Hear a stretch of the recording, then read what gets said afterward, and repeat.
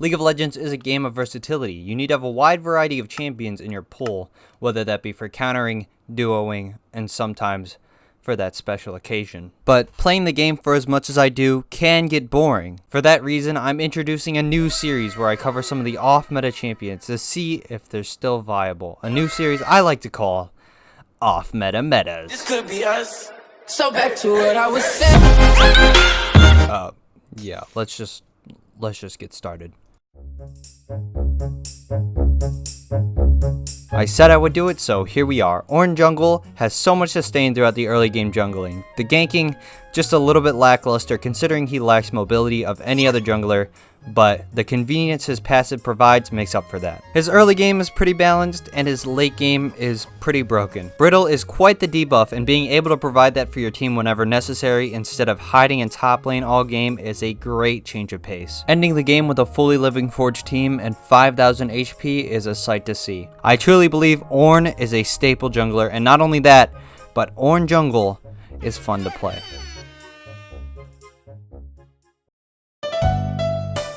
I'm not going to waste your time with this one. This is not viable. When you are pathing, your only friend is blue buff, otherwise you'll be seeing tears. Mobility is your strong suit, and your only strong suit. His clear times are not good whatsoever. He's always on the verge of death whenever he's clearing his own jungle. Unlike being in lane, when you E the enemy team, they could just walk the other direction. The jungle is so open that there's so much space for them to get away. Ganking is negligible. The amount of damage you do early game is not even worth your time. Your Q doesn't even hurt them, it just makes them uncomfortable. Something redeeming though is when you actually win, the other team is baffled. Sorry Singe jungle players, but you guys are pretty racist anyways. An enemy has been slain. Triple kill. Quadra kill. Rampage. Ace.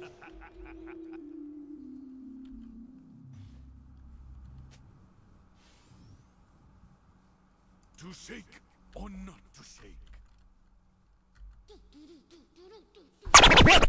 I'm gonna start this entry off with a story. One day I was playing Wild Rift on my phone on a luxurious cruise ship when I see someone lock in Twisted Fate jungle, and of course I think, this motherfucker is trolling me. A couple minutes go by and I see him get kill after kill, and all I can think is, wow, this guy sure is attacking quickly. I look at his build and it never registered to me that someone can actually build these items while playing this character. AD Taric JG. Despite having the most abbreviations that you will ever see, attack damage Twisted Fate jungle plays a lot like Kindred. You need items to be useful because you are a squishy marksman, so your early game is gonna look a lot like this. But good news, because your passive fixes this by giving you extra gold for just jungling. Like I said, this game plays a lot like Kindred, although something that separates the Kindreds from the Twisted Fates is the ganking.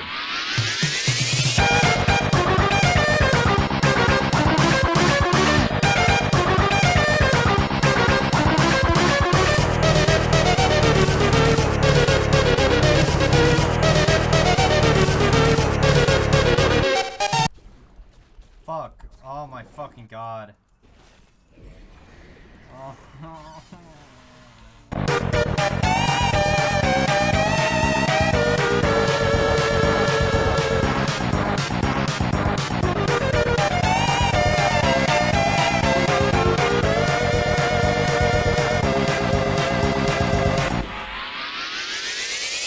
Welcome back. The one thing that you should know about this role, no one expects you to deal the damage that you do, so they always walk up. That is the easiest punish of your life. I can proudly say that AD Twisted Fate jungle is definitely viable.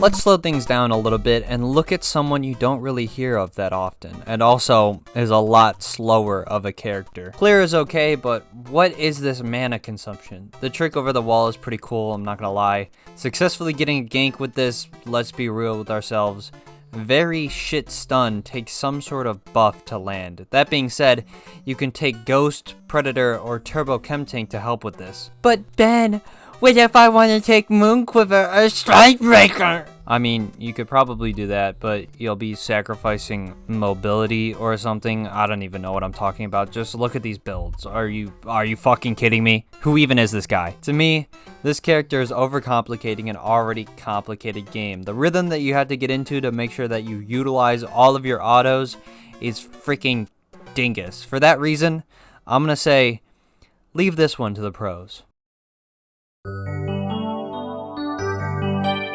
Nautilus is one of those characters that you can press one button and win the game. This champion was made for the casual. His clear in the jungle is average, his ganking is average, and his ultimate is tilting.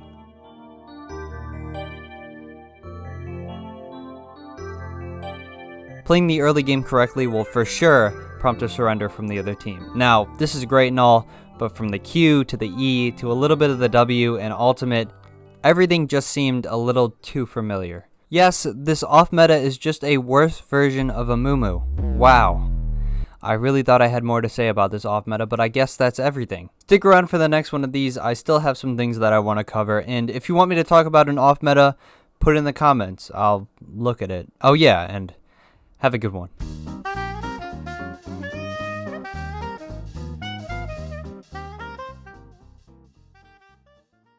Pro tip number 80.